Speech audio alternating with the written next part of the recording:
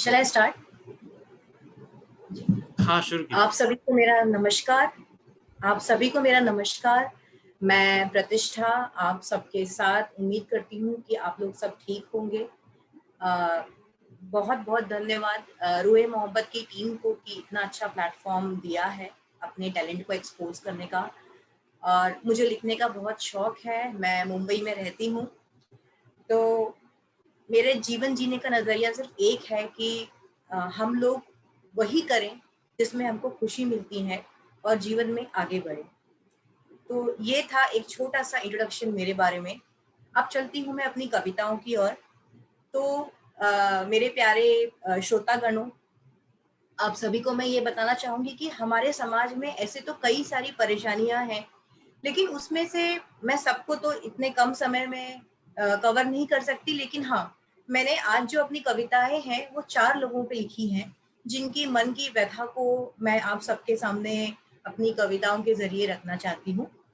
तो पहले जो मैंने लिया है वो है हमारे छोटे बच्चे, जो बाल श्रम, जो बेचारे गरीब हैं और फिर भी वो मेहनत करते हैं। अभी हाल ही में श्रमिक दिवस आया था, उनके ऊपर है। फिर मैंने हम मर्दों के ऊपर इस बार कविता लिखी है। औरतों के लिए तो शब्द ही कम पड़ गए, लेकिन इस बार मैंने औरतों पे लिखी है। और जो सबसे मेन है हमारे, वो है ट्रांसजेंडर, जिनको मैं एक साधारण लैंग्वेज में बोलूँगी, जिनको हम किन्नरों में गिनते हैं। तो ये 3 लोग हैं जिनकी व्यथा को मैं आप सभी के सामने अपनी कविताओं के समक्ष सामने रखना चाहूँगी। उम्मीद करती हूँ कि कविताएँ आपको पसंद आएँ। तो शुरू करती हूँ मैं अपनी कविता, जो पहली कविता है, जो है मैं बाल श्रमिक दिवस के ऊपर आप सभी को सुनाना चाहूँगी। मेरी तकदीर ही कुछ ऐसी है, उस उबलती हुई गरम चाय जैसी है। हाथों में अपने जिसे मैं उन च्यासों को देता हूँ, पढ़ने की उम्र में उन झूठे कांच के प्यालों से पैसे कमाता हूँ। मेरी तकदीर ही कुछ ऐसी है, उन कीचड़ और मिट्टी से सने जूतों जैसी है। उन कीचड़ और मिट्टी से सने जूतों जैसी है, हाथों में जिन्हें मैं बूट पॉलिश से चमकाता हूँ। खेलने की उम्र में मैं लोगों के जूते घिस घिस के 2 पहर की रोटी कमाता हूँ। मेरी किस्मत ही कुछ ऐसी है, मेरी किस्मत ही कुछ ऐसी है, उन धूल लगी तमाम गाड़ियों जैसी है, हाथों से जिन्हें मैं हर मौसम में सुबह धोता हूँ। शरारतें करने की उम्र में शरारतें करने की उम्र में मैं लोगों की गाड़ियां चमकाता हूँ। मेरी तकदीर ही कुछ ऐसी है, उन फटे पुराने कपड़ों जैसी है, उन फटे पुराने कपड़ों जैसी है, जिन्हें पहन के ट्रैफिक सिग्नल पर भाग भाग कर पसीना बहाकर मालिक का सामान बेचता हूँ। कभी मालिक का तो कभी समाज का तिरस्कार सहता हूँ। मेरी तकदीर ही कुछ ऐसी है, ख्वाहिशें मेरी भी आप जैसी ही हैं। वो कहता है बच्चा बेचारा, ख्वाहिशें मेरी भी आप जैसी ही हैं। अपना लिया अपना भाग्य, अपनी ख्वाहिशें, मेरी यह तकदीर को खुदा का तोहफा समझ के मैं अपनाता हूँ। अपना भाग्य खुदा का तोहफा समझकर मैं अपनाता हूँ। बेचारा हूँ पर मैं इस देश का बच्चा हूँ। बेचारा हूँ पर मैं इस देश का बच्चा हूँ। यह जो कविता थी, यह मैंने उन गरीब मासूम बच्चों पर लिखी है। तो ये था पहला पहलू। अब चलती हूँ मैं दूसरा। देखिए, और औरत और मर्द दोनों से ये संसार चलता है। वैसे मैंने औरतों पे बहुत कविताएं लिखी हैं, लेकिन आज सोचा कि मैं क्यों ना जो दूसरा पहलू है मर्द, उन पर कविता लिखूं। तो यह कविता मैंने मर्दों पर लिखी है और यह कविता मैंने कुछ अलग अंदाज से मैं आपको सुनाऊंगी, जो मैं गा के सुनाना चाहूंगी आपको। तो सुनिएगा ये गाना। ये कविता है लेकिन गानों के बोल से है, क्योंकि संगीत में भगवान समाता है। मर्द की हंसी के पीछे दर्द क्या है क्या छिपा, मर्द की हंसी के पीछे दर्द क्या है क्या छिपा, किसे पता किसे खबर है आंसू भी कभी बहा। चेहरे पे चमक तो है, खुशी की एक लहर तो है, सूर्य सा प्रचंड है फिर भी भीतर द्वंद्व है, कभी पति कभी पिता कभी वो पुत्र बन खड़ा, सबकी जिम्मेदारी को बखूबी वह निभा रहा। भला बना बुरा बना फिर भी वो हर पल हंसा, भला बना बुरा बना फिर भी वो हर पल हंसा, फिर भी रास्ते में उसने कुछ भी तो नहीं कहा।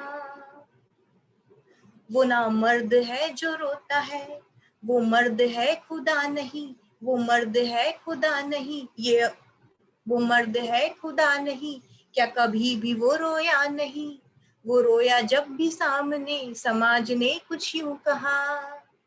तू ना मर्द है जो रोता है, ये औरतों का काम है, ये औरतों का शान है, तू मर्द है नहीं पता। इन हिदायतों को सुन के थोड़ा डर के थोड़ा छुप के तन्हाई में ही रो पड़ा। मर्द की हंसी के पीछे दर्द क्या है क्या छिपा, किसे पता किसे खबर है आंसू भी कभी बहा।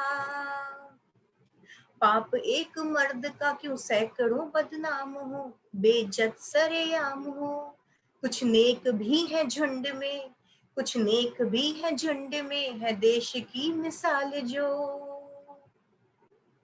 मर्द की हंसी के पीछे दर्द क्या है क्या छिपा, किसे पता किसे खबर है आंसू भी कभी बहा।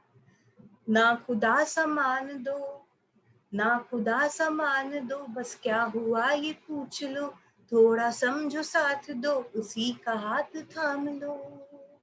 मर्द की हंसी के पीछे दर्द क्या है क्या छिपा। धन्यवाद। यह कविता जो थी ये मैंने मर्दों पर लिखी थी, तो उम्मीद करती हूँ कि मर्दों के मन की व्यथा आप समझ पाए होंगे इस छोटी सी कविता के जरिए जो मैंने आपको गा के सुनाई है।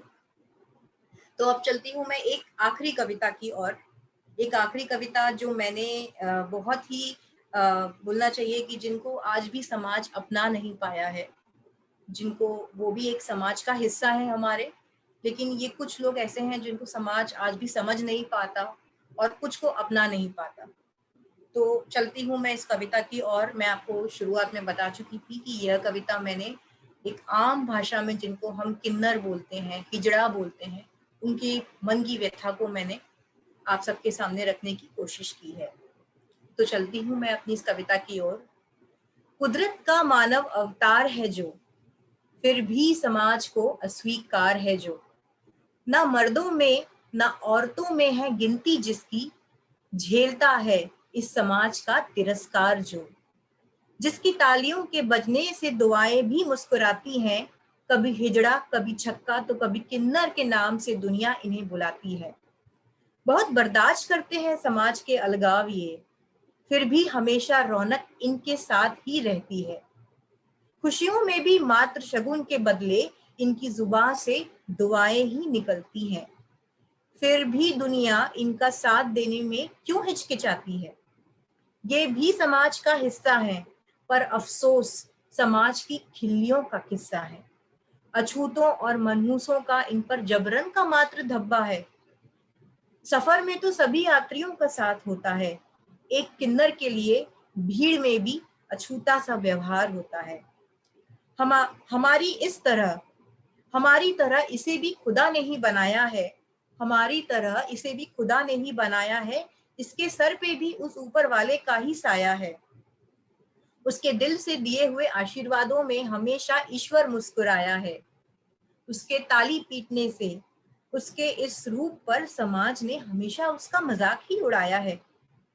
उसे भी जीने दो, बस अब रहने दो, उसको भी सम्मान दो, उसको भी अपनाओ, अब उसका भी साथ दो, उसे भी जीने दो, बस अब रहने दो, बस अब रहने दो। तो दोस्तों यह थी मेरी 3 कविताएं जो मैंने समाज के कई सारे लोगों पर लिखी है। वैसे तो बहुत परेशानियां हैं, लेकिन ये 3-4 लोग कुछ ऐसे लोग हैं जो आज तक समाज की परेशानियों को झेलते आए हैं और फिर भी लोग उनको अपना नहीं पाए हैं, और कुछ को यह समझ नहीं पाए हैं, और कुछ चीजें अभी भी खत्म नहीं हो पा रही हैं। तो धन्यवाद। कुछ गलती हो तो क्षमा चाहती हूँ।